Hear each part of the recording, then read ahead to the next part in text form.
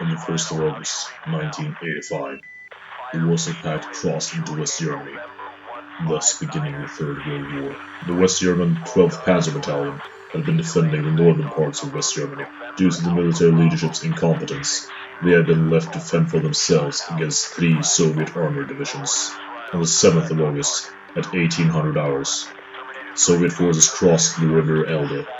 The NATO forces had made an effort to reinforce the front line. The British 7th Armoured Squadron had joined in the fight to support their West German allies. NATO intelligence suggested that the Soviet forces were starting to lose steam in their attacks. This prompted them into making a decision to rise as a phoenix out of the ashes and counterattack the Soviet forces, cutting them off from supply and surrounding them. The decimated Panzer Brigades companies were merged into a single fighting force. Their task was to delay the enemy assault as long as possible. This would buy time for the new joint armored NATO company to mount an ambush against the Soviet forces, cutting them off entirely.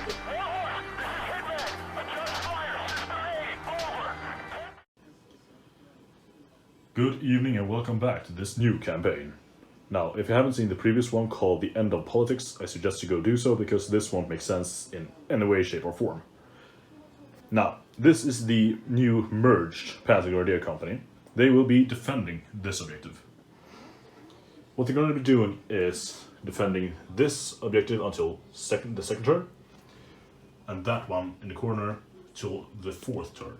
The West Germans have a full Panzer Grenadier Company, being 3 platoons of 3 mortars, 2 MG teams, 1 Panzerfaust team, and 2 Milan teams. We have the company commander, 3 M109s, and 2 Roland flak batteries. Attacking will be the Soviets.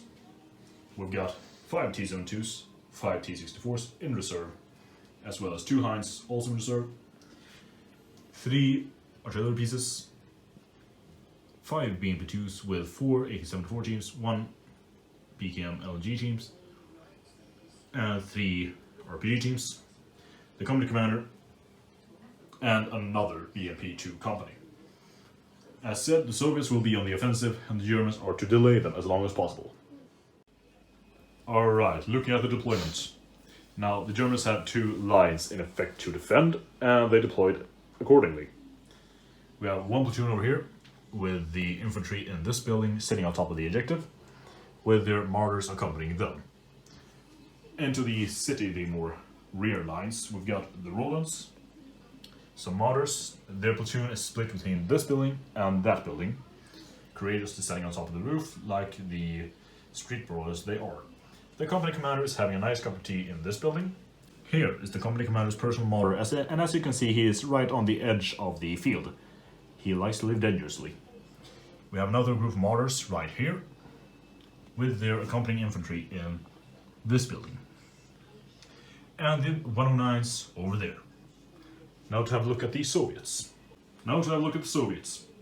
I've got my T-72s right here, my Carnations behind them, as well as the company commander. I've got both of my BMP-2 companies right here. Everyone is mounted. In my reserves I have 5 T-64s and 2 Heinz. Now to roll for the initiative. He gets +1 to his roll. He has a black dice, I have a red one. God fucking damn it. West German, turn 1. The Milan teams from this platoon took a shot at the T-72s, bailing out one of them, killing another one.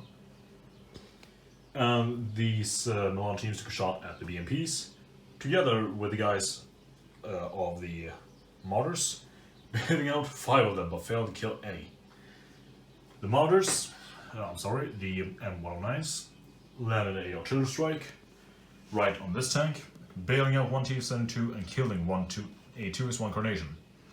So right now I have an entire company being bailed out. I've lost 1 T-72, another one is bailed out, and I've lost 1 artillery piece. And that is it for the first West German turn. He is holding on to both objectives. The first Soviet turn. 3 of the BMPs managed to remount. The T-72 that is burning did not manage to put out his fire and come back to life. The T-72 did manage to remount as well. My rear company moved up, as well as the company commander's BMP, into the other line here to fire their autocannons at this unit, however failing miserably. The company commander is now having a cozy dinner in that hut. These guys, BMPs, their infantry, moved up over here, shot their RPGs, killing one martyr. The three BMPs that did not get bailed out opened fire on the other martyrs and killed one of them, bailed out another one. My artillery pieces also landed a strike, killing two of the infantry teams here and pinning them down. My T-72s opened fire onto those guys, killing one team. Impressively bad, if you ask me. On to West German, turn 2. West German, turn 2. This mortar moved around to the other side and fired its machine guns at that infantry company, killing one AK-74 team.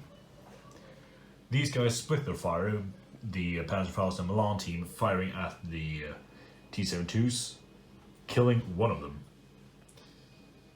This Milan team took shot at the BMPs in the front, missed. However, the artillery strike landed over here, bailing out one BMP, failing to target the other one or the battalion commander.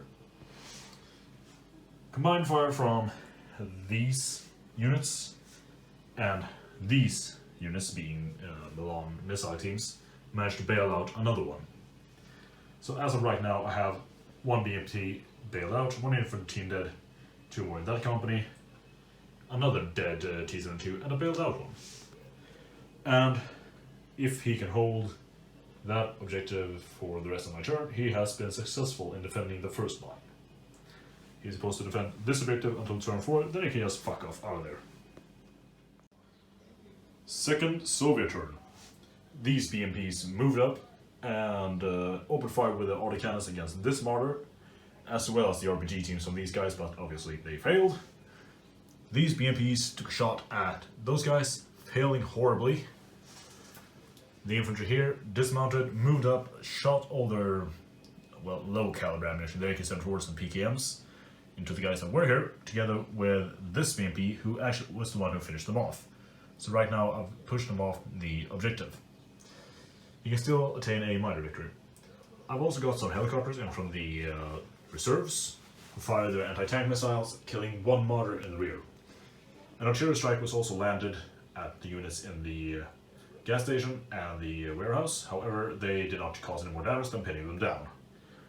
The T-72s missed, but it did make their morale, so I guess that's something. West German turn. Rolling into West German turn 3. These mortars moved up and shot at the BMPs over there, killing 3 of them. The last one got killed by the missile teams in this building. The guys over there moved out of that building, running backwards, and this Milan team tried to shoot at the T-72s, but failed.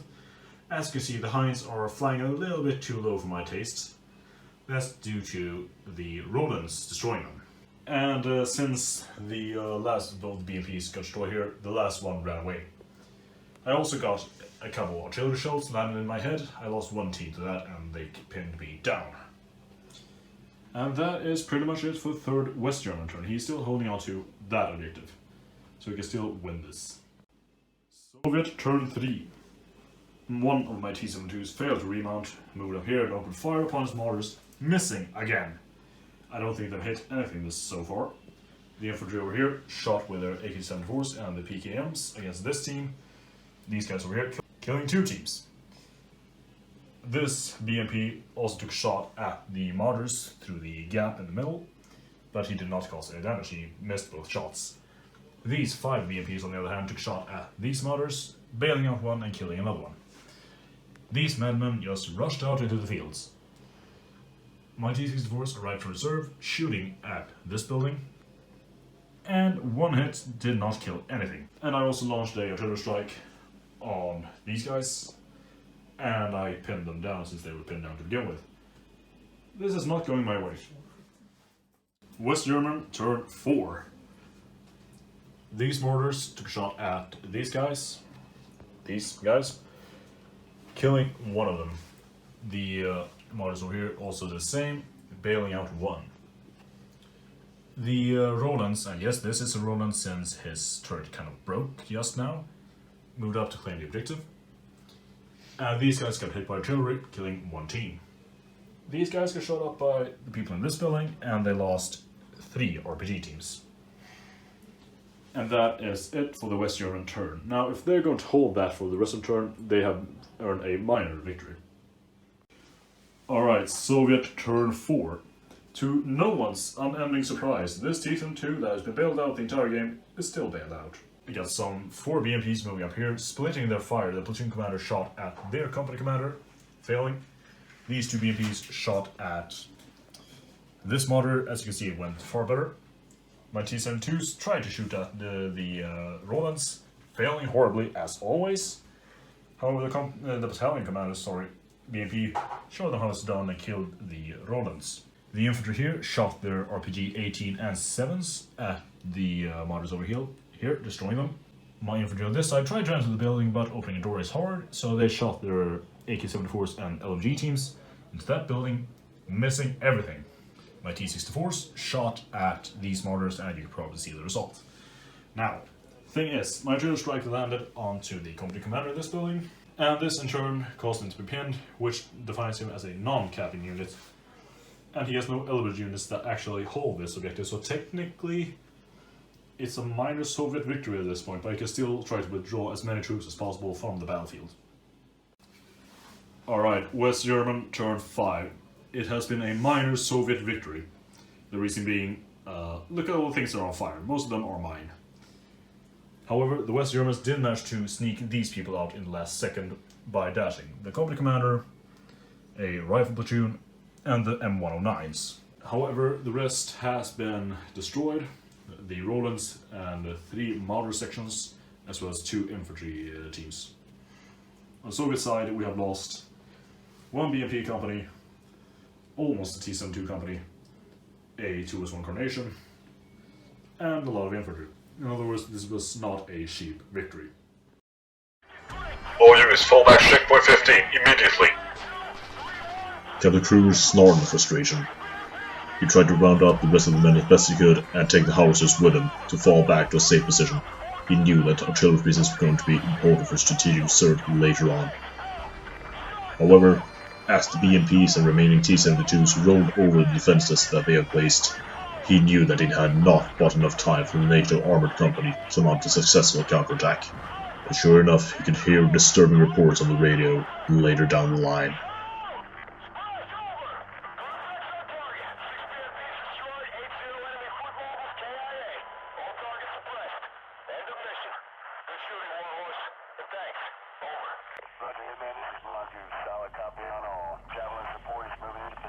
Fucking hell, but mind the goddamn bridge!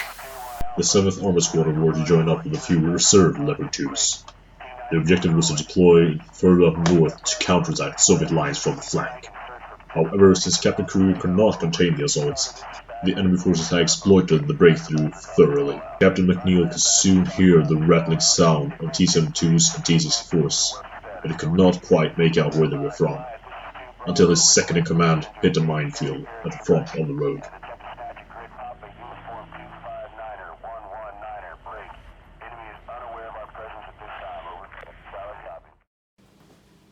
And welcome back to the second game. Now, seeing as the West Germans failed to contain the Soviet assault, they are now on the receiving end of an ambush, as you heard on the intro. Now, to have a look at the NATO forces, this is a combined British and West German army. We got 6 chieftains, the company commander and the 2 IC, and 3 Leopard 2s. On the Soviet side, we've got 5 T-72s, 5 T-72s, 4 T-64s, and a T-64 battalion commander. Now to have a look at the deployment. As you can see, this is the almost like a supply train really. They are completely unprepared for battle. As you can see, they are still travel locked. However, the lead tank, being the second in command, managed to find himself a minefield and he's now bailed out. That explosion caused the entire column to halt and realize that something was up. We have the company commander in the back. As you can see, he's missing a side skirt, a unit of chieftains, another unit of chieftains, and a unit of leopards. Now, Soviets go first, and I have 5 T-72s, 4 T-64s, 5 T-72s, and the battalion commander, since I was in ambush. Soviet turn 1. Soviet turn 1. These T-72s moved up, as well as, well, the entire army, basically. However, I did kind of miscalculate, since the battalion commander shot at their second in command, and he failed to do anything. He failed to penetrate, even. These T-72s got a lot of side shots on this section of chieftains. As you can see, they got killed. However, that blocked the shots for my T-64s, and I managed to bail one of the leopards, which in turn caused more problems, since these guys couldn't get a proper shot off. So I managed to kill another chieftain, being this one. So a few miscalculations, but his objective is right now to either kill as many tanks as possible or get away as fast as possible. Nato turn 1 went a lot better. This Leopard 2 felt like he was very cozy, standing in the middle of everything, and he did nothing. However, his comrades moved up and did a split fire. The platoon commander taking a shot at these guys, killing one T-72. That guy took a shot at the T-64s, however did not kill him. I may have made a slight miscalculation here, seeing as his company commander and two remaining chieftains killed 3 of my T-72s. This ambush may have landed on its ass. The second in command managed to remount back out of the minefield and shoot at the T-72s on the hill, but he failed to hit them. So right now we can still choose whether to get out of here or to kill as many tanks as possible. Soviet turn 2. The somewhat failed ambush continues. These T-72s, except the one on the left, took a shot at the leopards, killing 2 of them, leaving 1 bailed out. The battalion commander took a shot at his second in command, also bailing him out. He probably spilled his tea and is now crying over that. My T-64s took the flank that got lost by the T-72s, killing his first in command, the company commander. So right now he has 2 leopards still, 2 still bruised chieftains still functioning, 1 bailed out leopard, and 1 bailed out commander. NATO turn 2. Somewhat more successful. These chieftains moved up here, or will they stay put? Took a shot at these guys, bailing out one of them, and the other shot came from this leopard who was smart enough to move up here, killing one of them and bailing out the other one. My guess is that a APF-SDS round could probably just knock out all 4 of them, since they are in the conga line. The second in command over there moved in by that building, shooting at the battalion commander. A very honorable duel that resulted in absolutely nothing, since he saved the shot. Moving to Soviet turn 3. Soviet turn 3. Now, if this is not proof that tank drivers are fucking idiots, this has to be it. He bogged down while trying to reverse off the hill, so I guess he got stuck somehow. His friends, on the other hand, did manage to reverse, taking a shot at the chieftains on the other side, failing to do any damage. These T-64s, on the other hand, took a shot at the leopard, 1 hit, but it did kill him. The battalion commander continued to be an excellent example of what you're not supposed to do. Hit the enemy and failed to penetrate. Fucking lovely. NATO turn 3. These chieftains took a shot at the T-64s, hitting 1 time and doing nothing. That's because I have Slovenian armor. This guy, on the other hand, to kind of show the guys I was done right, took a shot, hitting 1 shot at the company commander, or the battalion commander, who is now finding himself upside down and on fire. A very, very unpleasant scenario, I'm sure. So, I have 3 T-64s and 5 T-72s left. He has, well, 3 steel blue chieftains in total. Soviet turn 4, it kind of feels like we're living on borrowed time right now, since my driver still didn't manage to get himself loose. I kind of understand though, seeing as his tracks are barely touching the goddamn ground. The rest of the T-72s dashed up to get a side shot at the company commander. These T-64s moved up and shot at the chieftains, only 1 hit, which he saved, or well, technically I glanced him, but I failed my firepower of 2+. So right now it's kind of hanging on a thread here, because if I lose enough of guys over there, I'm gonna have to make a battalion command test, which is kind of hard when your commander is on fire. On the other hand, he has a total of 3 tanks left, and he has to make a morale test next turn. As for the fourth NATO turn, he decided to withdraw, in other words, more or less surrendering the game. However, living with the fact that he will have 3 more chieftains to survive the next mission. A T-72 tank commander buttoned up his hatch to marvel at the destruction in front of him. However, as he could see the last of the chieftains retreat, he had to look around to find out one of the destroyed chieftains was still somewhat intact. As he climbed up into the turret of the chieftain, he could see the tank commander still clutching the radio, although his face had been torn apart. He heard the confused radio chatter over the company net. Although he did intercept a single message that was going to prove vital for the weeks to come. Following this Archer report to checkpoint 57, slightly north of Hanover, for rearmament and repairs. The radio operator's careless choice of words soon revealed the position, the larger location of the repair facilities that the NATO forces were using. It did not take long for the Soviet forces to pinpoint the area, and a motorized battalion was moving in for the kill.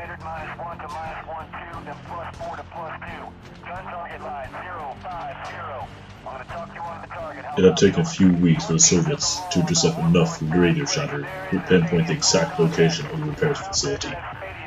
However, when they did, they sent a motorized battalion in all haste to attack it. They finally arrived in the early mornings a few weeks later. However, the tanks did not have time to catch up, but they did get an opportunity to flank them.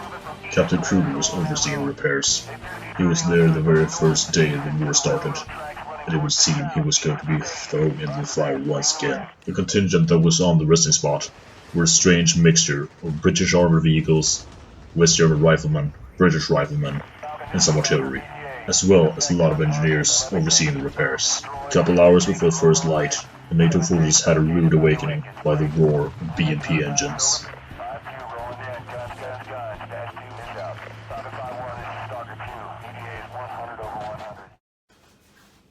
And welcome to the last game. As you probably heard in the intro, right now the Soviets are on advance against a repair station taking place at a local city. His deployment will be a little bit different this time, because I will be deploying his vehicles in a closer manner since they're being repaired and having some R&R. The infantry, on the other hand, will be deployed in the building since they're still recovering and resting. Now to have a look at the armies. The NATO forces have the survivors from the earlier missions. We have the company commander, being a West German Panzer Grenadier in a Marder. We have 2 tracked rapiers, 3 chieftains, steel blue chieftains, in reserve. He has 2 PAH helicopter flights, 4 of the British mechanized with their accompanying infantry, a platoon of West German infantry with Marders, 3 M109s, and 3 Jaguar 1s. On the Soviet side, we've got 2 Hinds in reserve, as well as 6 T-72s also in reserve. We have a company of 5 BMPs, BMP-2s with accompanying infantry, another one just like it, 2 SA-13 Gophers, 3 2S-1 Carnations, and a company commander in a BMP-2. The Soviets will have the initiative since they are committing a surprise attack. And the helicopters and T-72s will arrive on that table edge. Alright, this deployment will be a little bit weird because we'll be deploying in shifts, so to speak. Now, the vehicles are the ones that have been deployed so far, and that's because they are basically getting repairs and refueling. Later on, the infantry will be deployed, but I am not allowed to see that. And after he's deployed the infantry, I will deploy my forces. Now to have a look at the vehicles. Right here, we got a couple of chieftains being refueled.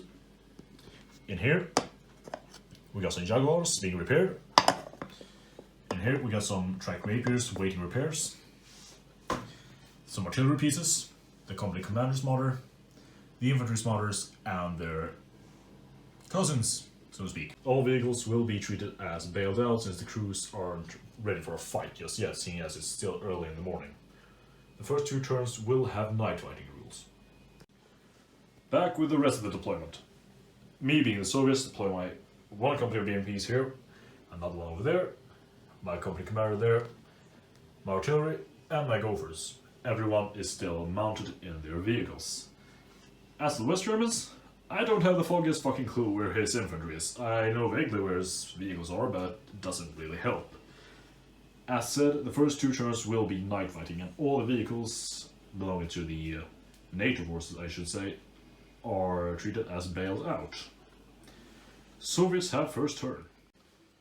Alright, Soviet turn 1. It's kind of hard to do anything in the darkness, but at least I tried. I moved up my BMPs on this side, ranged into this building and opened fire, only to find out that that was empty. These guys moved up, having this BMP, the company commander's BMP, shooting at the mortars, bailing one out. These guys attempted the same thing, did nothing. However, they did manage to lead an artillery strike here, killing one of the mortars, and well, the rest of them more or less bailed out. I didn't kill any of the infantry, but I did pin them down. As far as the company commander goes, he dismounted and hopped into this building. So if they're not awake right now, I doubt anything's gonna wake them up anytime soon. NATO turn 1.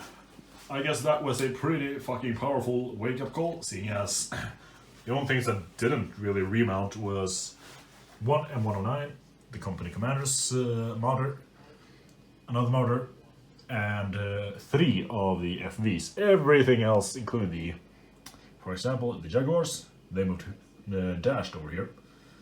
The Rapiers moved over here. The M109s dashed over there.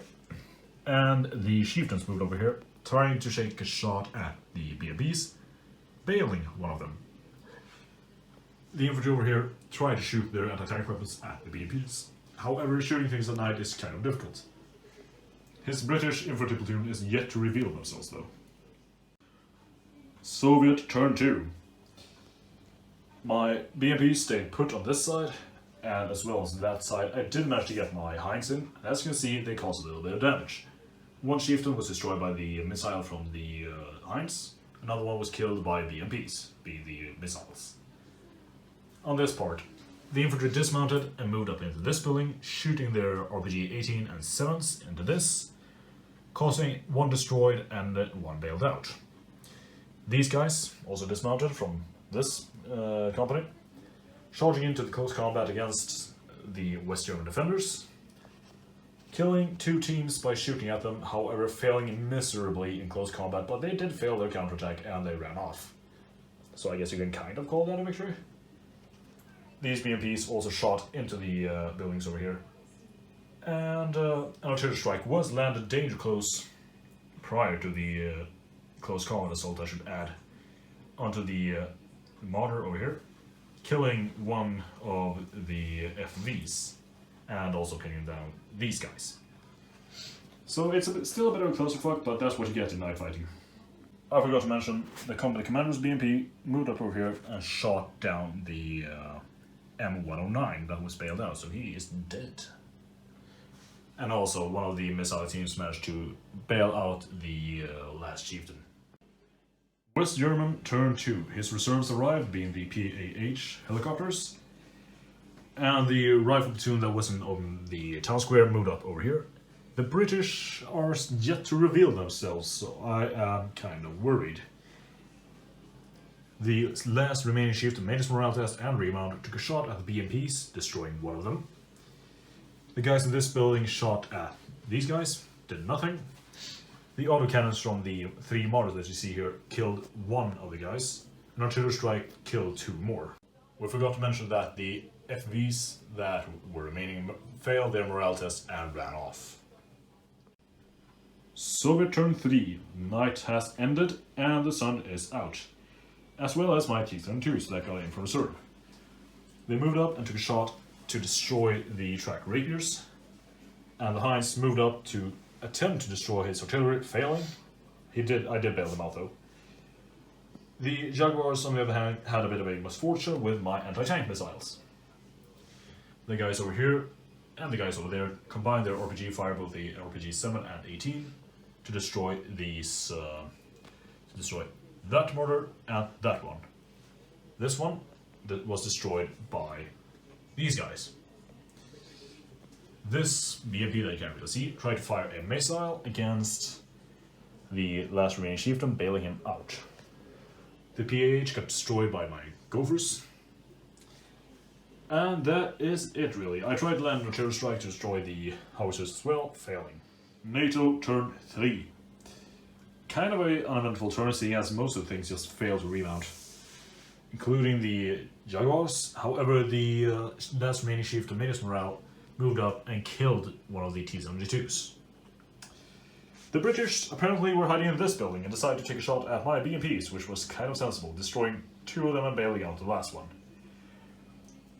The M109 took a direct fire at this building, but he missed, so I feel kind of sad for whoever happened to be in his way, seeing as that guy probably is quite affected by the shockwave. Soviet turn 4. This is getting far more messy by the second. My BMPs here moved up, shooting their autocannons at the side armor of this chieftain, penetrating it but failing the firepower test, so he's only bailed out. My T-72s moved up and shot at the artillery, killing both of them. My Heinz moved up on the other side, shot at the Jaguars, killing the last of them. My BMPs on this side assisted in the attack against this building, with the ones that could and wanted to bail out, as well as the battalion commander's BMP. With the rest of them, I left these buildings, charged across the field, killing one team in the firing, and killing the rest of them in the close assault with 2 companies. I lost 4 RPG teams in total. I forgot to mention that I managed to kill 1 team in this building through artillery and pinning them down. NATO turn 4. The Milan teams in this building took a shot at the T-72s, killing one of them. And that's it. He made his company morale, although his company commander is yet to show himself. I actually don't know where the fuck he is. Sometimes this game makes sense. Most of the time it doesn't. I moved up these BMPs, these infantry, these helicopters, and they all fired at this building, combined fire with 3 of these BMPs, killing the rest of the guys in here. However, this guy took 3 shots into here, just guessing that there might be someone in there, and would you look at that, that's the fucking company commander who's behind the all game. So I sent the remnants of the minor company, being 3 teams, firing into this building, failing to kill him, going to close combat, failing to kill him, and he in turn killed all 3. Nonetheless, at least my T-72s managed to kill the chieftain in the end. So right now he has 1 team left, being the company commander, who is probably going to be put in for a medal after all this. Alright. NATO turn 5. The old geezer that was the company commander ran out, shot at the rival company over here. I tried to kill him. Seriously, I had 3 AK-74 teams and a LMG team. 2 RPG teams failed to kill him in the counterfire. In the close combat, though, I did manage to kill him in the end. He killed 1 of my guys, though. So that is a Soviet victory. Although I do believe they should earn something for the courageous company commander.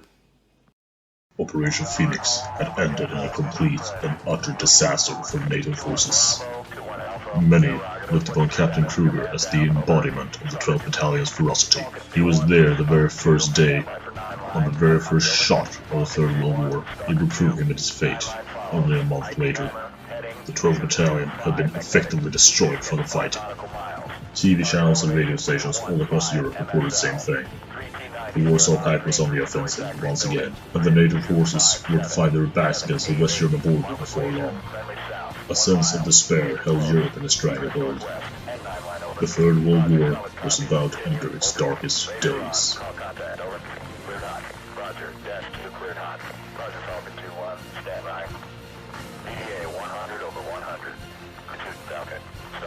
Grizzly 1 to all Grizzly Victors, maintain speed at interval 50 meters. Grizzly 1 to all Grizzly Victors, maintain speed